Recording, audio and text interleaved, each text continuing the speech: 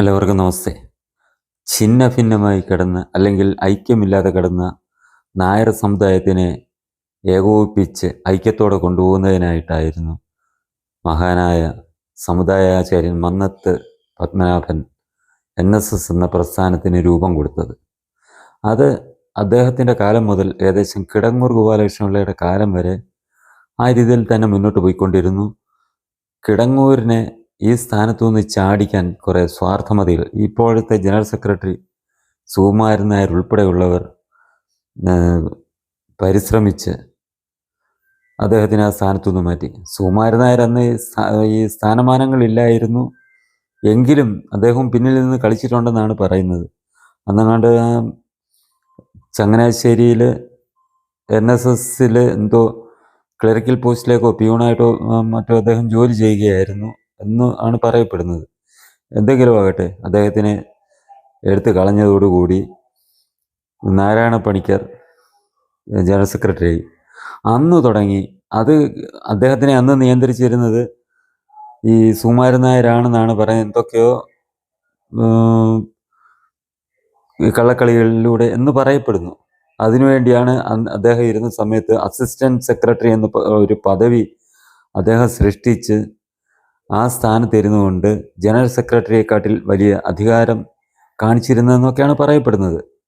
അതെന്തോ ആകട്ടെ, അതിൻ്റെ ആ മഹത്തായ പ്രസ്ഥാനം വളരെയേറെ മോശമായിട്ടുള്ള രീതിയിൽ എത്തിച്ചത് ഈ സുകുമാരൻ നായർ എന്ന് പറയുന്ന ജനറൽ സെക്രട്ടറി വന്നതിന് ശേഷമാണ്. അതവിടെ അദ്ദേഹം സ്വയം പ്രഖ്യാപിത സ്വയം അവരോധിത നേതാവാണ്, അല്ലാതെ നായന്മാർ തിരഞ്ഞെടുത്ത നേതാവുമല്ല. അതേപോലെയാണ് ഒരു സ്വയം അവരോധിത എന്ന് പറയാൻ ഒക്കത്തില്ല. അദ്ദേഹത്തെ നായന്മാരുടെ ഒരു നേതാവായിട്ട് അല്ലെ NSSൻ്റെ ഒരു നേതാവായിട്ട് സുകുമാരൻ നായർ തിരഞ്ഞെടുത്ത ഒരാളായിരുന്നു ഗണേഷ് കുമാർ. കുറച്ച് നാൾ അദ്ദേഹം അങ്ങനെ നടന്നു. ഇപ്പം എന്നാൽ അവർ തമ്മിൽ അങ്ങോട്ടും ഇങ്ങോട്ടും പരസ്പരം ചെളി വാരിയെറിയുന്നത് നമ്മൾ കണ്ടതാണ്. ഒരു കാലത്ത് സുകുമാരൻ നായർ എൻ്റെ അച്ഛനെ പോലെയാണെന്നും അദ്ദേഹം ആണ് ഈ സമുദായത്തിലെ അവസാന വാക്കെന്നും ഒക്കെ പറഞ്ഞ് നമ്മൾ കേട്ടതാണ്. അതേപോലെ 4 നായന്മാർ ഇതിനകത്ത് നിന്ന് പോയാൽ NSSനൊന്നും സംഭവിക്കാൻ പോകുന്നില്ല എന്നൊക്കെ പറഞ്ഞ് സുകുമാരൻ നായരെ അനർഹമായിട്ടും ഉയർത്തിക്കാട്ടിയ ഗണേശന് ഒരു സുപ്രഭാതത്തിൽ സ്ഥാനം പോയപ്പം അദ്ദേഹത്തിനെ തെറിയും പറഞ്ഞുകൊണ്ട് നടക്കുന്നു. അത് ഈ നല്ലൊരു ശതമാനം നായർ സമുദായ അംഗങ്ങളും ഇതിനെ അത്ര കാര്യമാക്കാത്ത ഗണേശൻ പറഞ്ഞതുകൊണ്ടാണ്. കാരണം സുകുമാരൻ നായർ ആരാണെന്നുള്ള കാര്യം നായർ സമുദായത്തിനറിയാം. അദ്ദേഹം ഒരു രീതിയിലും നായർക്ക് ഗുണം ചെയ്യുന്ന ആളല്ല. സ്വന്തം താല്പര്യത്തിനല്ലാതെ അദ്ദേഹം സ്വന്തം താല്പര്യം എന്ന് പറഞ്ഞാൽ അദ്ദേഹത്തിൻ്റെ കുടുംബക്കാർക്കും അദ്ദേഹത്തിൻ്റെ പാദസേവ ചെയ്യുന്നവർക്കും വേണ്ടി മാത്രമാണ് അദ്ദേഹം നിലപാടെടുക്കുന്നത്. എല്ലാവർക്കും അറിയാം. NSSലെ ജോലിയുടെ കാര്യം തന്നെ നോക്കിയാൽ അദ്ദേഹത്തിൻ്റെ കുടുംബത്തിലുള്ള ആൾക്കാർക്ക് മൊത്തം NSSൽ ജോലിയുണ്ട്. എനിക്ക് വ്യക്തമായിട്ട് അറിയാവുന്ന കാര്യമാണ്. ഈ അദ്ദേഹത്തിൻ്റെ മക്കളാണെന്നുണ്ടെങ്കിൽ മരുമക്കളോ മക്കളോ പോട്ടെ, സഹോദരങ്ങളുടെ മക്കളും എല്ലാം NSSൽ ജോലിക്കാരാണ്. അദ്ദേഹത്തിൻ്റെ ചേട്ടൻ പുരുഷോത്തം പിള്ള ചേട്ടൻ്റെ കാര്യം ആ മരിച്ച സമയത്ത് എല്ലാവരും പത്രത്തിൽ കണ്ടതാണ്. മൊത്തം ആൾക്കാർ മരുമക്കൾ 18 വയസ്സ് തികഞ്ഞ ആരുണ്ടോ അവർക്കെല്ലാം NSS ജോലിയുണ്ട്. പുരുഷോത്തം പിള്ള ചേട്ടൻ്റെ കാര്യം വ്യക്തമായിട്ട് അറിയുന്നത് എൻ്റെ നാട്ടിലാണ് പന്തളത്താണ് താമസിക്കുന്നത്. പുരുഷോത്തം പിള്ള ചേട്ടൻ്റെ 2 മരുമക്കൾ എൻ്റെ സുഹൃത്തുക്കളാണ്. ഒരാൾ എൻ്റെ ക്ലാസ്മേറ്റ്, ഒരാൾ ഞാൻ പഠിക്കുന്ന സമയത്ത് സ്കൂളിൽ പഠിച്ചത്. എൻ്റെ ക്ലാസ്മേറ്റ് എന്ന് പറഞ്ഞ് പഠിക്കാൻ കുഴപ്പമില്ലാത്ത ആളായിരുന്നു. ഡിഗ്രിയൊക്കെ എടുത്ത് കഴിഞ്ഞ കക്ഷിയാണ്. BEd എടുത്തു എന്ന് എനിക്ക് തോന്നുന്നു. അത് പ്രത്യേകിച്ച് എടുക്കാൻ്റെ പ്രയാസം വരുന്നില്ലല്ലോ. NSSന് തന്നെ സ്ഥാപനമുണ്ട്. പിന്നെ വേറെ സുഹൃത്തെന്ന് പറഞ്ഞാൽ 10ാം ക്ലാസ് പോലും പാസ്സായല്ലായിരുന്നു. കോളേജിൽ സ്റ്റാഫായിരുന്നു. പിന്നെ സ്കൂളുള്ളതുകൊണ്ട് കോളേജൊക്കെ ഉള്ളതുകൊണ്ട് ഇവർക്ക് പരീക്ഷ എഴുതുന്നതിലൊന്നും കുഴപ്പമില്ലല്ലോ. എത്ര മണ്ടന്മാരാണെന്നുണ്ടെങ്കിലും ആരിലൊക്കെ എഴുതി ജയിപ്പിച്ച് ഇതാകും. പിന്നെ ആ സുഹൃത്തെന്ന് പറയാൻ 10ാം ക്ലാസ് പോലും പാസ്സായതിനും സുഹൃത്ത് കോളേജിലും നല്ലൊരു പോസ്റ്റിലാണ്, റിട്ടയർ നോൺ ടീച്ചിങ് ആണെന്നേ ഉള്ളൂ. അങ്ങനെയൊക്കെ ഉള്ള കാര്യങ്ങൾ എനിക്കറിയാവുന്നത് കൊണ്ട് ഗണേശ ആ പറഞ്ഞതിൽ സത്യമാണ്. അങ്ങനെയല്ല എന്ന് സുകുമാരൻ നായർ പറയുന്നത് തികച്ചും അസത്യമാണ്. ഒരു അർഹതപ്പെട്ട ഒരു നായർക്ക് അവിടെ ജോലി കൊടുക്കാൻ തയ്യാറാകുകയില്ല എന്നുള്ള കാര്യവും അറിയാം. കാശ് കൊടുത്തു കഴിഞ്ഞാൽ കോളേജിലോ സ്കൂളിലോ ജോലി തരും. കാശ് കൊടുക്കാതെ സ്കൂളിലും കോളേജിലും ഒരു ജോലിയും തരത്തില്ല. എത്ര പാവപ്പെട്ടവനാണെങ്കിലും എത്ര അർഹതയുള്ളവനാണെങ്കിലും. അതിന് എനിക്കും അനുഭവമുണ്ട്. എൻ്റെ ഒരു അനന്തരവൻ എന്ന് പറയാൻ എൻ്റെ വല്യമ്മച്ചിയുടെ കൊച്ചുമോൻ, അവൻ്റെ അച്ഛനും സുഖമില്ലാത്ത ആളാണ്. അവന് തീരെ ഗതിയില്ലാത്ത അവസ്ഥയിലേക്ക് നിൽക്കുന്ന സമയത്ത് കോളേജിലൊരു ജോലിക്ക് ശ്രമിച്ചപ്പം പൈസ ഇല്ലാതെ പറ്റത്തില്ലെന്ന് പറഞ്ഞു. കരയോഗക്കാർ എല്ലാം കൂടെ പൈസ സമാഹരിച്ച് കളക്ട് ചെയ്ത് കൊടുത്ത് ജോലിക്ക് കയറ്റി ആ പൈസ ജോലി കിട്ടിക്കഴിഞ്ഞ് കൊടുക്കണമെന്നുള്ള വ്യവസ്ഥയിൽ അങ്ങനെ ജോലി മേടിച്ചു കൊടുത്ത കാര്യം എനിക്കറിയാവുന്നതാണ്. അപ്പം ഒരു അർഹതപ്പെട്ട ഒരാളിന് NSS ജോലി കൊടുക്കാറില്ല. വലിയ സാമ്പത്തിക സംവരണമൊക്കെ അവർ വിളിച്ചു പറയുമെന്നേ ഉള്ളൂ. NSS അത് പ്രാവർത്തികമല്ല. സുകുമാരൻ നായരുടെ മക്കൾ, അല്ലെങ്കിൽ അദ്ദേഹത്തിൻ്റെ പാദസേവ ചെയ്യുന്നവരുടെ ആൾക്കാർ, അല്ലെങ്കിൽ അദ്ദേഹത്തിൻ്റെ കൂടെ ഇരിക്കുന്ന NSS ഡയറക്ടർ ബോർഡ് അംഗങ്ങളുടെ ആൾക്കാർക്കും അവർക്ക് തന്നെ കൊടുക്കുമെന്ന് എനിക്ക് വലിയ നിശ്ചയമില്ല. സൗജന്യമായിട്ട് അല്ലെ പൈസ. പിന്നെ മറ്റ് സമുദായങ്ങൾ മേടിക്കുന്നതുകൊണ്ട് ഒന്നും മേടിക്കത്തില്ല. അതിനൊക്കെ ഒരു മറ്റൊരു മേടിക്കുന്നതിനെക്കാട്ടി പകുതി പൈസയൊക്കെ NSS മേടിക്കാറുള്ളൂ എന്നേ ഉള്ളൂ. അതിലൊരു വളരെയേറെ ഒരു കുറവുണ്ട്. മറ്റൊരു മേടിക്കുക ഒരു 5-10 മേടിക്കുമെങ്കിൽ ഇവരാണ് ആസാന, മറ്റൊരു 10-15 മേടിക്കുമെങ്കിൽ ഇവർ ഒരു 5-7 ഒക്കെ മേടിക്കുന്നത്. അങ്ങനെയുള്ള ഒരു വ്യത്യാസമേ ഉള്ളൂ. പിന്നെ ഇത് NSS ചെയ്യുന്ന ഒരു കുഴപ്പമില്ലാത്ത കാര്യം എന്ന് പറയുന്നത് കുട്ടികൾക്ക് 10ാം ക്ലാസ് കഴിഞ്ഞ് +1-നും ഡിഗ്രിക്കുമൊക്കെ അഡ്മിഷൻ കൊടുക്കുന്നത് അത് തന്നെ സൗജന്യമായിട്ട് കൊടുക്കും. മറ്റ് സമുദായങ്ങൾ കാശ് മേടിച്ചിട്ട് കൊടുക്കുമ്പോൾ ഇത് കരയോഗത്തിൻ്റെ ശുപാർശ പ്രകാരം സൗജന്യമായിട്ട് കൊടുക്കും. പിന്നെ B.Ed, ഇത് നമ്മുടെ PGക്കും ചിലതിന് കാശ് മേടിച്ചിട്ട് ഇത് കൊടുക്കും. പോളിടെക്നിക് കോളേജ്, എഞ്ചിനീയറിംഗ് കോളേജ്, അതൊക്കെ കാശ് മേടിച്ചിട്ട് കൊടുക്കാറുള്ളൂ. അതും വളരെ ഈ മറ്റുള്ളവർ മേടിക്കുന്നതിലോട്ടുള്ള കാശ് മേടിക്കത്തില്ല. പോളിടെക്നിക്കൊക്കെ കരയോഗത്തിൻ്റെ ശുപാർശ ഉണ്ട്. 50,000 രൂപ B.Edനും പോളിടെക്നിക്കും 50,000 രൂപ കരയോഗം ശുപാർശ ചെയ്താൽ 50,000 രൂപ മേടിച്ചൊരു സീറ്റ് കൊടുക്കും. മറ്റുള്ളവരൊക്കെ അതിൽ കൂടുതലൊക്കെയാണെന്ന് നമുക്കറിയാം. ഇങ്ങനെയൊക്കെ അല്ലാതെ ഇതിനകത്ത് ഈ സമുദായങ്ങൾക്ക് ഒരു ഗുണവും ആരും ചെയ്യുന്നില്ല. ഈ ഗണേശൻ ഡയറക്ടർ ബോർഡിൽ ഇരുന്ന സമയത്തായിട്ട് ഇപ്പോൾ സുകുമാരൻ നായർ ശക്തിമാനായിട്ടും ചെയ്യുന്നേ ഇല്ല എന്നുള്ളത് നമുക്കറിയാം. പിന്നെ ഇവർ പറഞ്ഞ ചില കാര്യങ്ങളിൽ ഇദ്ദേഹത്തിൻ്റെ മുന്നിൽ ഇരിക്കാൻ അനുവദിക്കത്തില്ലെന്ന്, അത് സത്യമായിട്ടുള്ള കാര്യമാണ്. അദ്ദേഹത്തിന് ഇഷ്ടമല്ല അദ്ദേഹത്തിൻ്റെ മുന്നിൽ ആരും ഇരിക്കുന്നത്. അദ്ദേഹം പറയാതിരിക്കുന്നത് ഇഷ്ടമല്ല. അത് യാഥാർത്ഥ്യം തന്നെയാണ്. അദ്ദേഹം അങ്ങനെയുള്ളവരെ വളരെയേറെ ബുദ്ധിമുട്ടിക്കും. ഒരു സാധാരണക്കാരനാണെന്നുണ്ടെങ്കിൽ എനിക്ക് തോന്നുന്നത് ചൂടാകും, എണീക്കണ്ടെന്ന് വരെ പറയുമെന്നാണ് തോന്നുന്നത്. അങ്ങനെ പറഞ്ഞു കേട്ടിട്ടുണ്ട്. അത് സത്യമായിട്ടുള്ള കാര്യമാണ്. അദ്ദേഹത്തിൻ്റെ മുന്നിൽ ഓച്ചാനിച്ച് ജയിക്കണമെന്നാണ് അദ്ദേഹത്തിൻ്റെ തീരുമാനം. കാരണം അത് ഞാൻ കുറ്റം പറയത്ത, അദ്ദേഹത്തിൻ്റെ ഉള്ളിലുള്ള അപകർഷതാബോധമായിരിക്കും അത് അദ്ദേഹത്തെ കൊണ്ട് ചെയ്യിക്കുന്നത്. അദ്ദേഹം പന്തളം കോളേജിൽ പിയൂണായിട്ട് ജോലി ചെയ്തിരുന്ന സമയത്ത് അദ്ദേഹം ഒത്തിരി അവിടുത്തെ അധ്യാപകർക്ക് ചായ മേടിച്ചു കൊടുക്കേണ്ടി വന്നിട്ടുണ്ട്. ഓഫീസ് സ്റ്റാഫുകൾക്ക് ചായ മേടിച്ചു കൊടുക്കേണ്ടി വന്നിട്ടുണ്ട്. അവരുടെയൊക്കെ മുന്നിൽ ഓച്ചാനിച്ച് നിന്നിട്ടുള്ളതാണ് ഞാൻ കണ്ടിട്ടുള്ളത്. അദ്ദേഹം ചായ മേടിച്ചു കൊടുക്കുന്നത് പന്തളം കോളേജിൽ. ഞാൻ അതിൻ്റെ ഇപ്പുറത്ത് പന്തളം NSS കോളേജിൻ്റെ ഇപ്പുറത്ത് ഇംഗ്ലീഷ് മീഡിയത്തിൽ പഠിച്ചുകൊണ്ടിരിക്കുമ്പോൾ എൻ്റെ വിദ്യാഭ്യാസം അവിടെ ആയിരുന്നതുകൊണ്ട് എനിക്ക് കോളേജുമായിട്ട് നല്ല ബന്ധമുണ്ട്. ട്രെയിനിങ് കോളേജും NSSൻ്റെ മന്ദിരവും ഈ കോളേജുമെല്ലാമായിട്ട് നല്ല ബന്ധമുണ്ട്. കാരണം എൻ്റെ ചേച്ചി അവിടെ കോളേജിൽ പഠിക്കുന്നുണ്ട്. ഞാൻ അന്നേരം ഇവിടെ നിന്നും എൻ്റെ ചേച്ചിയെ എടുത്തിട്ട് കോളേജിലോട്ട് പോകുമ്പോൾ ഞാൻ പലപ്പോഴും കണ്ടിട്ടുള്ളതാണ്. സുകുമാരൻ നായർ അദ്ദേഹം കോളേജിൻ്റെ ഒരു സ്റ്റോറുണ്ട്, കോപ്പറേറ്റീവ് സ്റ്റോറ്. അവിടെ വണ്ടി വരെ പണ്ടത്തെ അംബാസഡറിൻ്റെ കാറിൻ്റെ ടൈപ്പ് ആയിരുന്നു വാന്. അതിലാണ് പുസ്തകങ്ങളും അതും ഇതൊക്കെ കൊണ്ടുവരുന്നത്. അതെടുത്ത് തോളത്ത് വെച്ച് അവിടെ സ്റ്റോറിൽ കൊണ്ടുവെക്കുന്നത് ഞാൻ കണ്ടിട്ടുള്ളതാണ്. അതാ പന്തളം കോളേജിൻ്റെ മുന്നിലെ ആ ചരിച്ചുള്ള സ്റ്റെപ്പ് ഉണ്ടല്ലോ അകത്തോട്ട് കയറി, റോഡിൽ നിന്ന് അകത്തോട്ട് കയറുന്നത്, അതിൻ്റെ അടുത്ത് വെച്ചിട്ടായിരുന്നു അന്ന് സ്റ്റോർ. അത് ഞാൻ കണ്ടിട്ടുള്ളതാണ്. കോളേജിൽ ചെല്ലുമ്പോൾ അദ്ദേഹം ചായ മേടിച്ചു കൊടുക്കുന്നതൊക്കെ ഞാൻ കണ്ടിട്ടുള്ളതാണ്. അങ്ങനെ ആ സ്ഥാനത്ത് നിന്ന് അദ്ദേഹത്തിൻ്റെ സമയം നല്ലതായതുകൊണ്ട് അദ്ദേഹം ഈ എന്തൊക്കെയോ അഭ്യാസങ്ങളൊക്കെ കാണിച്ച് ജനറൽ സെക്രട്ടറി ആയി. അത് അദ്ദേഹത്തിൻ്റെ സമയം നല്ലതായതുകൊണ്ട്. അങ്ങനെ അവിടെ ചെന്ന് കഴിഞ്ഞപ്പോൾ അദ്ദേഹം പണ്ട് ചായ മേടിച്ചു കൊടുക്കേണ്ടി വന്ന കാര്യം ഓർമ്മയുള്ളത് കൊണ്ടാണെന്ന് തോന്നുന്നു അദ്ദേഹത്തിന് ഇതൊന്നും ഇഷ്ടമല്ല. ആ അപകർഷതാബോധം കൊണ്ടാണ് അദ്ദേഹം മുന്നിൽ ആരെയും ഇരുത്താത്തത് എന്നാണ് എൻ്റെ വിചാരം. കാരണം അന്ന് ഓഫീസിൽ ഒരു സാധാരണ ക്ലർക്കിന് വരെ ചായ മേടിച്ചു കൊടുക്കേണ്ടി വന്ന കക്ഷിയാണ്.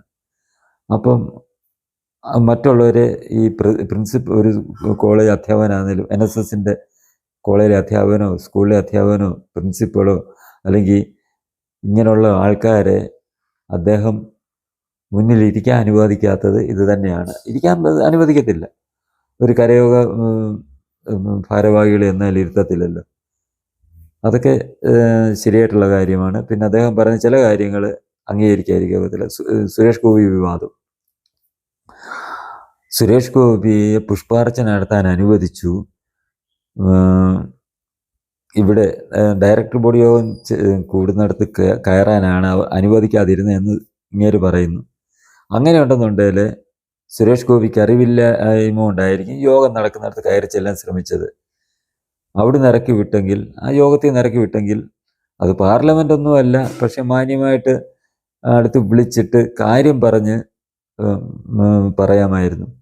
ഡയറക്ടർ ബോഡി യോഗം നടക്കുകയാണ്, അവിടെ അവിടെ കയറാൻ പാടില്ല എന്ന ആ രീതിയിൽ പറഞ്ഞ് അദ്ദേഹത്തിനെ മനസ്സിലാക്കി അയക്കേണ്ടതിന് പകരം ഇറക്കി വിടുകയായിരുന്നു ചെയ്തത്. അത് തെറ്റാണ്.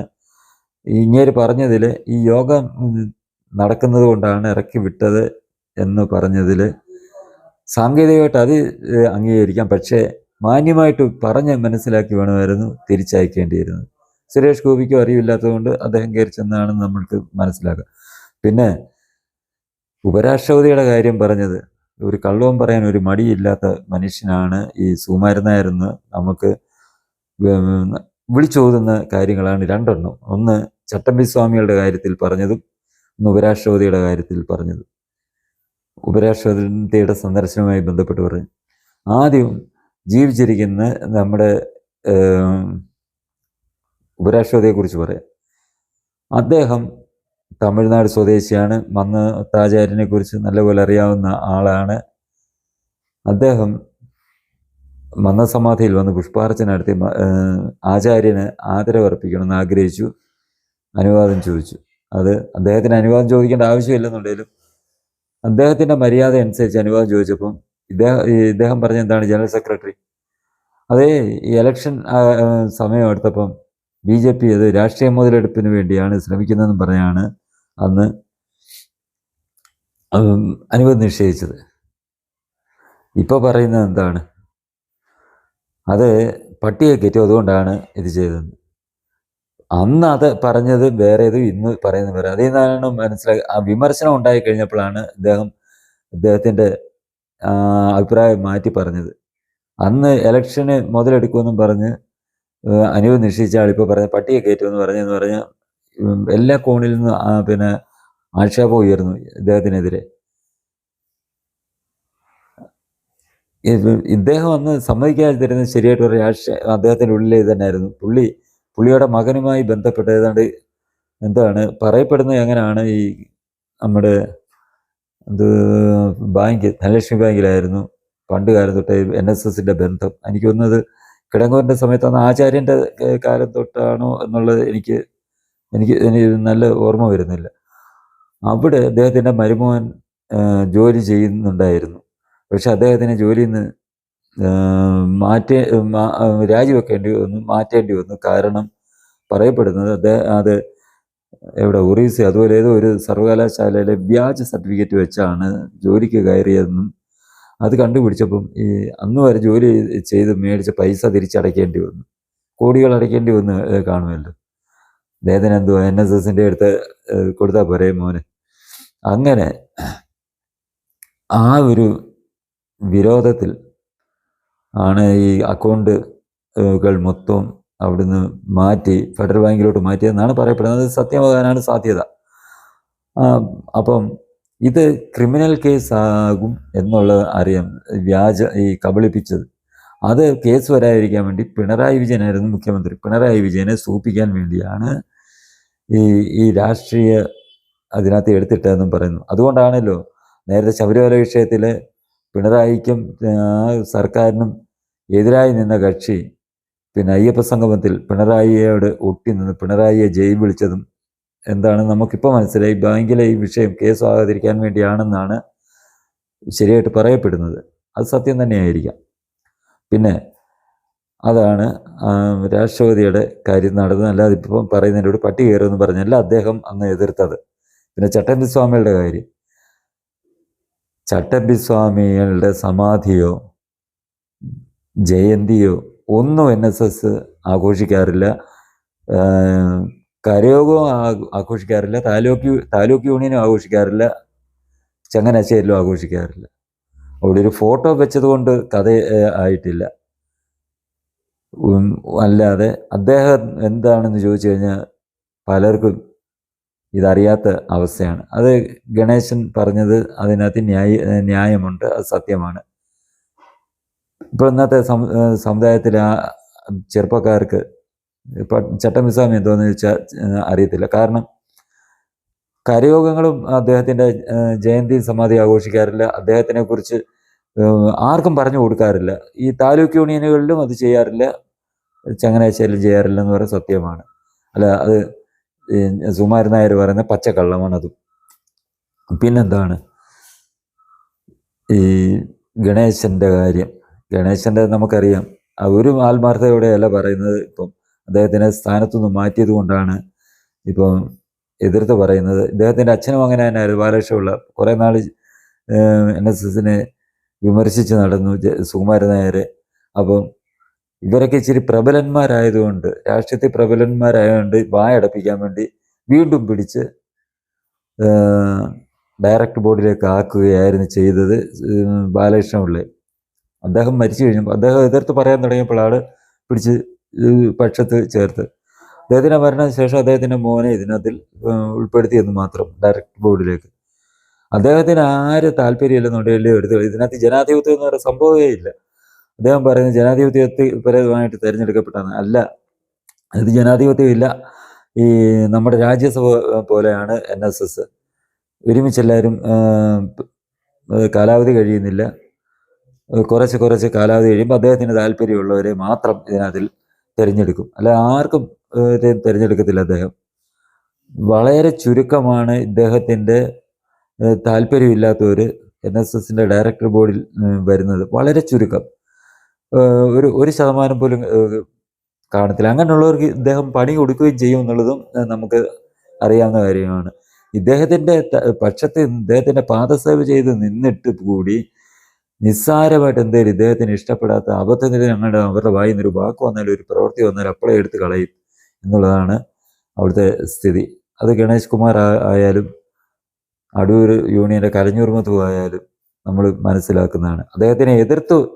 അദ്ദേഹത്തിൻ്റെ പാനലിനെ എതിർത്ത് തോൽപ്പിച്ച് ഡയറക്ടർ ബോർഡ് അംഗമായ ഒരാളായിരുന്നു ഹൈറേഞ്ച് യൂണിയൻ്റെ മുൻ പ്രസിഡന്റ് മണിക്കുട്ടൻ. അദ്ദേഹത്തിനെ ആ യൂണിയനെ പിരിച്ചു കളഞ്ഞ് പത്തനാപുരം യൂണിയൻ പിരിച്ചു കളഞ്ഞിട്ട്, അല്ലെങ്കിൽ അടൂർ യൂണിയൻ പിരിച്ചു വിട്ടതിൻ്റെ കൂട്ട് അദ്ദേഹത്തിന് താല്പര്യമില്ലാത്തവരെ ഈ രീതിയിലാണ് ചെയ്യുന്നത്. ആരെയും ഏതെങ്കിലും ഡയറക്ടർ ബോർഡ് അംഗം ഇദ്ദേഹത്തിനെതിരെ ജനറൽ സെക്രട്ടറി സ്ഥാനത്ത് മത്സരിച്ചാൽ അവൻ പിന്നെ ഈ ഡയറക്ടർ ബോർഡിലും കാണത്തില്ല, NSSൽ തന്നെ കാണുമെന്ന് അറിയത്തില്ല. എന്തിനാണ്? കരയോത്തിന്ന് പോലും എടുത്ത് കളയാൻ വേണ്ടി വേണമെന്നുണ്ടെങ്കിൽ ഇദ്ദേഹം നിർദ്ദേശം കൊടുക്കുന്ന കക്ഷിയാണ് സുകുമാരൻ നായർ. അത്ര അസഹിഷ്ണുവാണ്. അപ്പോൾ അതിനകത്ത് ജനാധിപത്യമില്ല, ഇദ്ദേഹത്തിൻ്റെ ആൾക്കാർ മാത്രമാണുള്ളതെന്നുള്ളത് അത് യാഥാർത്ഥ്യമാണ്. അങ്ങനെയാണ് പോകുന്നത്. പിന്നെ ഗണേശൻ്റെ കാര്യം പറയാം. ഇദ്ദേഹത്തിന് വല്ല ഇതിലൊക്കെ അതൃപ്തി ഉണ്ട്, കേസിന് പോവുക, എല്ലാ കാര്യങ്ങളും അറിയുന്ന കോടതി ചെന്ന് പറഞ്ഞു കൊടുക്കുക. ഇതിനകത്ത് ജനാധിപത്യം ഇല്ലാത്തതും പറഞ്ഞ് കേസിന് പോകേണ്ടതിന് പകരം എങ്ങനെയും പരസ്യമായിട്ട് ഇദ്ദേഹത്തിനെ ഇങ്ങനെ കുറേ പറഞ്ഞുകൊണ്ട് നടന്നു കഴിയുമ്പം തിരിച്ച് വിമർശനം ഇദ്ദേഹത്തിൻ്റെ വായടപ്പിക്കാൻ വേണ്ടി തിരിച്ച് ഇതിനകത്തിലോട്ട് പിടിച്ച് കയറ്റും എന്നുള്ള പ്രതീക്ഷയിലാണ് അദ്ദേഹം ഇപ്പോൾ ഇത് ചെയ്തുകൊണ്ടിരിക്കുന്നത്. അതല്ല ഒരു ആത്മാർത്ഥതയല്ല. പിന്നെ ഇങ്ങേരെയൊക്കെ എന്തുവാണ് ഈ നായരെന്ന് പറയുന്നത് ഈയൊക്കെ ഇഷ്ടമില്ലാത്തവനാണ് ഈ ഗണേശൻ. ആ ഒരു കാര്യത്തിൽ സുകുമാരൻ നായരെ അംഗീകരിക്കാം. അദ്ദേഹത്തിന് അംഗീകരിക്കേണ്ട 2 കാര്യങ്ങളുണ്ട്. ഒന്ന്, അദ്ദേഹം നായരെന്ന് പറയുന്നത് വലിയ അഭിമാനം ഉള്ള ആളാണ് സുകുമാരൻ നായർ. ഇതിനെ സ്വന്തം കാര്യത്തിന് ഉപയോഗിക്കുന്നെങ്കിൽ നായരെന്ന് പറയുന്ന അഭിമാനമുള്ള ആളാണ്. അതേപോലെ തന്നെ അദ്ദേഹം അവിടെ ചങ്ങനാശ്ശേരിയിൽ ജോലിക്ക് കയറി അന്ന് മുതൽ ചെയ്യുന്ന ഒരു പ്രവൃത്തിയുണ്ട്. മന്നസമാധിയിൽ അന്ത്യത്തിരി കത്തിക്കുന്ന, സന്ധ്യാദീപം കൊളുത്തുന്നത്. ഇന്നും ഈ സ്ഥാനത്ത് വന്നിട്ടും അദ്ദേഹം അത് മുടക്കിയിട്ട് ഈ 2 കാര്യം നമ്മൾക്ക് അംഗീകരിക്കാം. വേറെ വല്ലവരും ആയിരുന്നെങ്കിൽ വല്ല പറഞ്ഞാൽ മതി, പിയൂണിനോട് പറയാം, നീ പോയി അവിടെ കൃത്യം ഇത്ര മണിക്ക് സമാധിയിൽ ദീപം തെളിക്കണമെന്ന് പറഞ്ഞ് ചെയ്യുക. അദ്ദേഹം അത് ചെയ്യാതെ അദ്ദേഹം ചെയ്യുന്നതിൽ വളരെ സന്തോഷമുണ്ട്. പിന്നെ ഇങ്ങേരുടെ കാര്യം, ഗണേശൻ നായരെന്ന് പറഞ്ഞ ഒരു ബോധവും ഇല്ലാത്തവൻ. കഴിഞ്ഞ ഇലക്ഷൻ സമയത്തൊക്കെ നമ്മൾ കണ്ടാണ് ഈ പെന്തക്കോസ്തുകാരുടെ തിണ്ണനിറങ്ങി അവരുടെ ചർച്ചിലൊക്കെ കയറി നടന്ന് പറഞ്ഞ് നമ്മുടെ നായർക്കെതിരായിട്ടാണ് അത് വന്നിരിക്കുന്നത്. എന്ന് വെച്ചാൽ നായന്മാരുടെ ദൈവം എന്ന് പറയാൻ നമ്മുടെ നാരായണ സ്വാമിയുടെ, ശ്രീനാരായണ ഗുരു അല്ല, ഭഗവാൻ നാരായണൻ്റെ വിവിധ രൂപങ്ങളായ ബ്രഹ്മാവിനെയോ വിഷ്ണുവിനെയോ മഹാദേവനെയോ ദേവിമാരെയോ ശാസ്താവ് സുബ്രഹ്മണ്യം ഇങ്ങനെയൊക്കെയുള്ളവരെ നമ്മൾ പൂജിച്ചുകൊണ്ടിരുന്നപ്പോൾ ഇയാൾ അവിടെ ചെന്ന് പറഞ്ഞ എന്താണ്, എന്നെ എല്ലാത്തിൽ നിന്നും പ്രതിസന്ധികളിൽ നിന്നും കരകയറ്റിയത് യേശു ക്രിസ്തു ആണെന്നും പറഞ്ഞ് അവിടെ ചെന്ന് പ്രസ്താവന ഇറക്കി. അല്ല കൃഷ്ണൻ രാമനും മഹാവിഷ്ണുവും മഹാദേവനൊന്നുമല്ല, യേശു ക്രിസ്തു അയാളെ എല്ലാ പ്രതിസന്ധിയിൽ നിന്നും രക്ഷിച്ചതെന്നും പറഞ്ഞ് അവിടെ ചെന്ന് പ്രാർത്ഥിക്കുകയായിരുന്നു ചെയ്തത്. അങ്ങനെയുള്ളവന് അത് നായർ സമുദായത്തിൻ്റെ ഇതിന് വിരുദ്ധമാണ്. നായരെന്ന് പറയുന്ന ഹിന്ദുമതത്തിൻ്റെ ഭാഗമാണ്. ഹിന്ദുക്കൾ എന്ന് പറയുന്ന ഹിന്ദു ദേവതമാരെയാണ് ചെയ്യുന്നത്, അല്ലാതെ യേശു ക്രിസ്തുവിനെയല്ല. അങ്ങനെ പറഞ്ഞ ഇയാളിൽ നായരെന്ന് പറയുന്നതൊക്കെ ആക്ഷേപമാണ്. അങ്ങനെയുള്ളതിനെ എടുത്തു കളഞ്ഞത് സത്യം പറഞ്ഞാൽ അതിനകത്തിൽ സുകുമാരൻ നായരെ നമ്മൾ ബന്ധിക്കണം. അവരെ വ്യക്തിപരമായിട്ടുള്ള ഈഗോ വെച്ചാണ് എടുത്തു കളഞ്ഞതെങ്കിലും നായർക്ക് ദ്രോഹമായിട്ട് നടന്ന ഈ ഗണേശനെ എടുത്തു കളഞ്ഞതിൽ നമ്മൾ ഇങ്ങനെ എത്രയൊക്കെ എതിർപ്പുണ്ടെന്നുണ്ടെങ്കിലും നമ്മൾ അയാളെ അംഗീകരിക്കണം എന്നാണ് എൻ്റെ അഭിപ്രായം. പിന്നെ ഇപ്പോഴത്തെ ഇതിൽ ഈ ഗണേശനോടൊപ്പം നിൽക്കുന്നത് ഒരു പ്രയോജനവുമില്ല, അയാളുടെ വാക്കുകളിൽ ഒരു ആത്മാർത്ഥതയില്ല എന്നുള്ളത് നമ്മൾ മനസ്സിലാക്കുക. ഈ 2 പേരും NSSനെ നശിപ്പിക്കും എന്നുള്ളതിൽ ഒരു സംശയവുമില്ല. ആരെങ്കിലും മന്നത്താചാര്യൻ്റെ ആ ഒരു മനോഭാവമുള്ള ഒരാൾ NSS ജനറൽ സെക്രട്ടറി സ്ഥാനത്ത് വന്നെങ്കിൽ മാത്രമേ ഈ സമുദായം രക്ഷപ്പെടുകയുള്ളൂ. സ്വന്തം കുടുംബത്തിന് വേണ്ടി NSSന് നായർ സമുദായത്തിനെ വിൽക്കുന്ന സുകുമാരൻ നായരുടെ കൂട്ടുള്ള ഒരാൾ മാറി ആത്മാർത്ഥതയോടുകൂടി സമുദായ സേവം നടത്തുന്നവർ വന്നെങ്കിൽ മാത്രമേ ഇനി NSS രക്ഷപ്പെടുകയുള്ളൂ എന്നുള്ള കാര്യം ഓരോ നായർ സമുദായാംഗവും ഓർത്തിരിക്കേണ്ടതാണ്. ഈ ചാനൽ നിങ്ങൾക്ക് ഇഷ്ടമായെങ്കിൽ ഇത് സബ്സ്ക്രൈബ് ചെയ്യുക. ഒപ്പം തന്നെ ഇതിൽ ഇനിയുള്ള വീഡിയോകൾ ലഭിക്കുന്നതിനായി ബെൽ ബട്ടൺ അമർത്തുക. ഇത് ലൈക്ക് ചെയ്യുക. നിങ്ങളുടെ അഭിപ്രായങ്ങൾ കമൻറ്റായി രേഖപ്പെടുത്തുകയും ഇത് കൂടുതൽ ആളുകളുടെ എത്തുന്നതിനായി ഇത് ഷെയർ ചെയ്യുകയും ചെയ്യുക.